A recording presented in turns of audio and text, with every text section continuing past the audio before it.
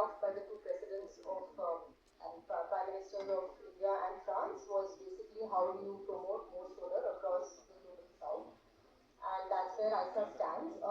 When it was established in 2015 and where we've come in the last 10 years is mostly we were trying to bring the membership together and build a whole alliance. Now with the alliance in full form, our objective is really to move towards the action mode, and what our presenter was talking about to do, really to deliver on ground. And so based on where we are in terms of what we have seen across our member countries in the global south as well as countries in the global north, is that there are three critical pillars around which the solar deployment hinges, and that's where ISA is trying to focus its programs platform-based approach.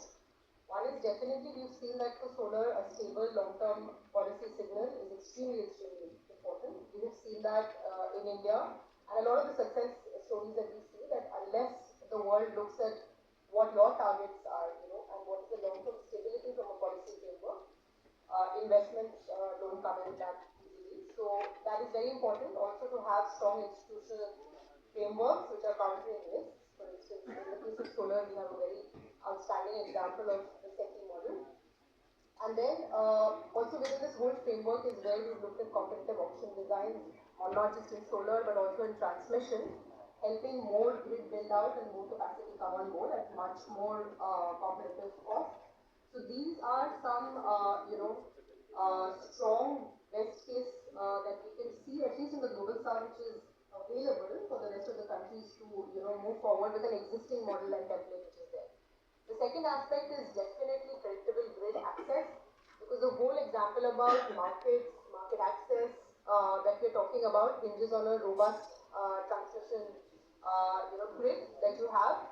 So for me, the second aspect is going to be adequate transmission build out with the transparent interconnection rules and dispatch systems that gets built, because a strong grid and transmission backbone is critical for large quantums of solar offtake. So, and also the advanced planning of the transmission network. So for me, it's going to be the second aspect around the global south to take forward is the predictable grid access associated with offtake of solar and other renewable energy.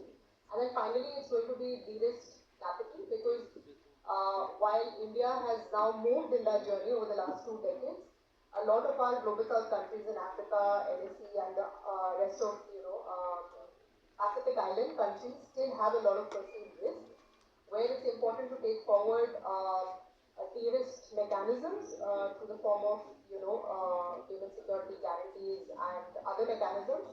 And here actually ISA's role becomes very important, because it can pool and bring together large development capital. So finance is not a problem, is what we've seen globally. Money exists, but how does that money actually get utilized in the right places at the right time? And that's where I think ISA's role can play a very big catalytic